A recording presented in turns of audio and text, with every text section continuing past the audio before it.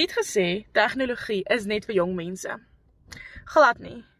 Dit kan vir jong, oud, middelklas, waar ook al jy jouself bevind in die getalle. Dit kan vir jou wees, dit kan vir jou werk. So ek het my aanlyn besigheid begin, waar ek obviously moet tegnologie gebruik, want hoe anderster gaan ek 'n besigheid run aanlyn? Ek was hy girl wat nie eens 'n e-mail kon stuur nie, glo dit of nie, ek kon nie 'n e-mail gestuur het nie.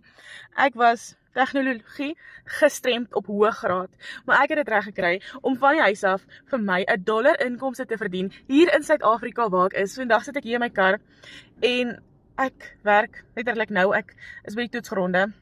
Ek wag vir my vriendin om klaar lesse te vat en hier sit ek op my foon en ek werk terwyl ek vir haar wag. Tussendeur 'n rowwe dag kan jy hierdie inpas en jy kan nog steeds die lekker van die lewe geniet.